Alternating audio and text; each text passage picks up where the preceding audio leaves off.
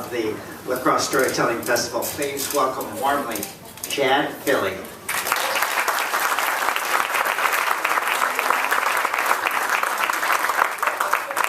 So I have 3 sons, and my middle son, Tyrell, scored really high on his college entrance exams, the ACTs, which was pretty cool because my oldest son, he can't even spell ACT.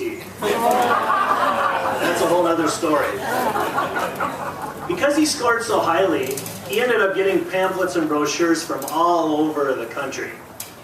And it was getting so bad that our kitchen table was just stacked full, and my wife was getting a little antsy, so she said, you gotta go through those. So one night he's going through them, and I'm cooking supper, and he walks up to me and he says, Dad, you know anything about this school? And he shoves this brochure in my face. I could see it was from the West Coast. I said, why don't you Google it and see who some famous alumni are? That way if like Walter Cronkite went there, you know it's a good journalism school. He's like, okay. And he's like, who's Walter Cronkite? I said, just Google it. And he goes, is the internet working? I go, yeah, the neighbors paid the Wi-Fi bill. So I go back to cooking. About 5 minutes later, he goes, Dad, you're never going to believe it. Their most famous graduate is Ted Bundy. I said, do you know who that is? He goes, yeah, that's that serial killer. Okay, that made me wonder 2 things. Why does my son not know a famous newsman, but he knows a serial killer? But secondly, what the heck kind of a school advertises a serial killer as its most famous graduate? I mean, that would be like the cooking school, the Cordon Bleu, saying, Jeffrey Dahmer went here.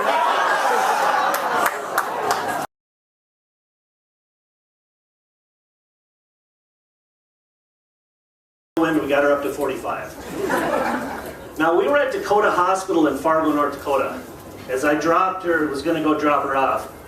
And I realized the parking ramp is 2 blocks away from where you drop somebody off. So I looked at my ankle, I looked at the ramp, and I looked at my wife.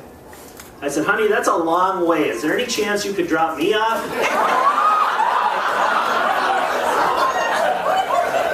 She did, but she wasn't too happy about it. Of course, I'm mad at her because it took her a long time to get back there. She could have the baby in that time, right? So she finally gets back and she's carrying her luggage, and I'm limping around like the Civil War vet. And we get up to the neonatal room, and it's carpeted floors.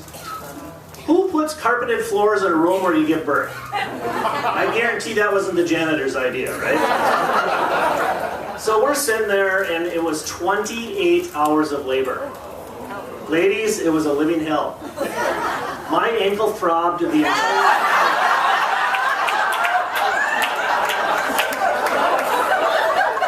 These neonatal Nazi nurses who supposedly take a Hippocratic oath, they weren't helping me, you know. It was all about the mom and the baby. I didn't even get an epidural.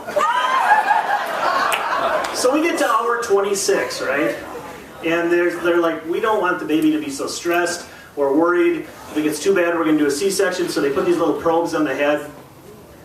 And we get to hour 28, the head starts crowning out, and the doctor says, would you like to touch the head?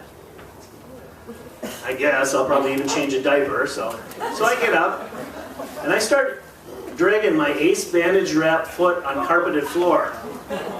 What happens when you drag your foot on carpet? Oh yeah. I get about this far away from the head, and this young Frankenstein lightning bolt shoots right out of my hand into the head. The doctor screams at me. He says, what did you do? I said, I just touched him. And he said, you tripled the heart rate. Go sit down. But now, each and every one of you understand why my oldest son can't spell ACT. Thank you so much.